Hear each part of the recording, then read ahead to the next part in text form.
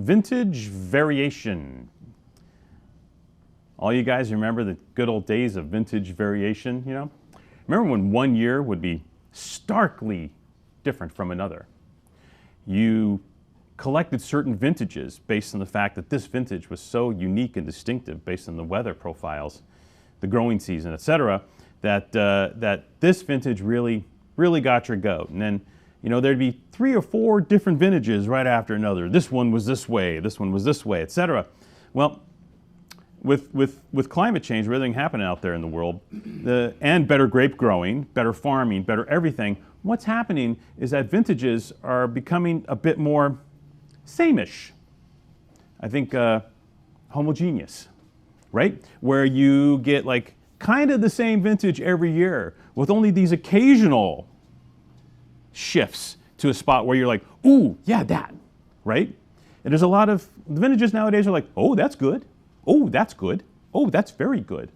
But to get that vintage where you're like, yes, that one, that's the vintage, it doesn't happen much anymore. And actually, in Chablis, the last time it happened was 2021. And the time before that, you'd probably have to go back to like 2014 to get a truly Chablisian vintage in Chablis. What am I talking about? True Chablis. The iodine, the salt, the seashells, the ocean spray, the green apple, all those wonderful nervy, taut, tensile characteristics that make Chablis what it is. It just doesn't happen that often anymore. And the funny thing is, the bad vintages in Chablis, to me, are considered the great. I consider them the great ones now. When the growing season is rough, 21, rough growing season, horrible difficulty, yields, frost, you name it. But the resulting wines were totally Chablis. And that's what we're looking for. I'm not looking for Chablis to taste like California Chardonnay. I'm looking for Chablis that tastes like ... Chablis. So here we have it. These taste like ... Chablis. 2 fabulous wines from Dominique and Romain Collet. Longtime growers in Chablis. Jean Collet, the Jean Collet domain, is a very famous property in Chablis with all of the great terroirs, an amazing arsenal of Grand Cru and Premier Cru, as well as a fabulous old vines wine that we may get to at some point again.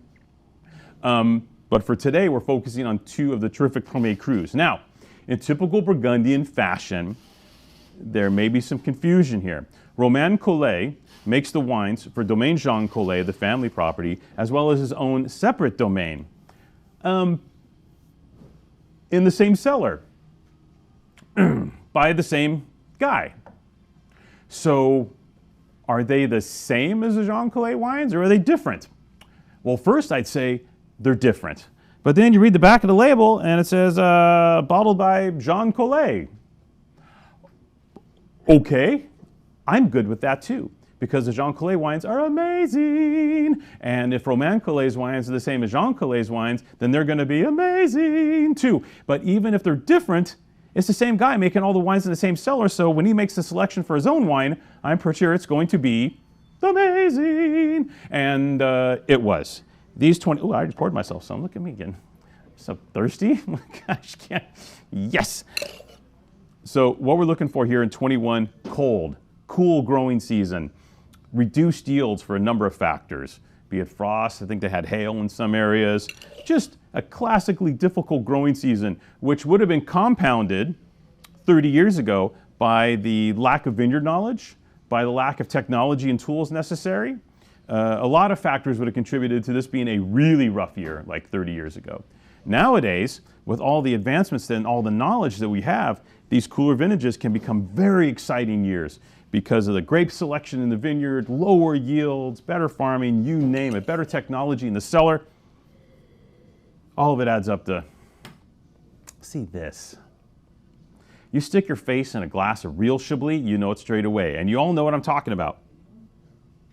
Just that, the mineral, the really high-toned mineral, the shells, the iodine, the ocean floor, the brine, and then like there's green apple behind it. So it's not a severe wine. It's a wine that has all these wonderful tight characters to it, but has a richness and expressiveness of fruit as well. And in the vintages like this, those lower yielding vintages, this is what you get. You can have like overall shitty vintages in Chablis, right? There's some vintages in like 2013 or like just the grapes never get there and you have these like super meh. But when the grapes get there in the context of the cool vintage, it's magic, and that's what we have here. I love this. So real short, the Romain comes from 40-plus-year-old vines, just above Forêt. So Romain and Forêt are next to each other. So this is a really nice parcel of old vines farmed organically right above Forêt. The Romain sees no oak at all. This is all stainless steel. But the Vallon, from 3 different parcels in Vallon, Vallon's a big vineyard, so there's lots of little different micro parcels within Vallon. This one can see a mix of either stainless steel, older barrels, big neutral wood, burgundy barrels, you name it.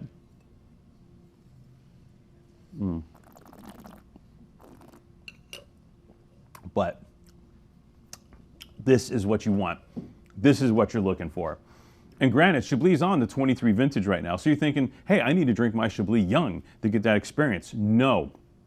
This 21 Chablis has more tension, vivacity, and ageability than the 22s and 23s that came after it, right? So what we're doing as a company is we're going back and finding more 21s. So when this parcel of 21 Premier Crus at terrific prices from one of the top guys in Chablis fell into our lap, we humbly accepted it. Again, here's the issue with Chablis. It is Burgundy. Production levels are small. There's only about 10 cases each of these wines to work with. They're both equally compelling, equally dynamic. The Romain maybe a touch more verb, the Vallon maybe a touch more fat to it, but both of them come from this wonderful, nervy, fresh, exquisite, humming 2021 vintage. So, long story short, limited play. They're both $39.98, which, have you seen Chablis prices? Especially when you chuck some added taxes on nowadays to that. The wines are getting more and more expensive. A lot of Premier Crus are typically around $60 now, no problem. And these wines at $40 and at their quality level represent 2 of the most recent finest values in Chablis that we've seen. What an opportunity here. Limited, but what an opportunity. So you know what to do. Click, buy, like, and subscribe. Cheers.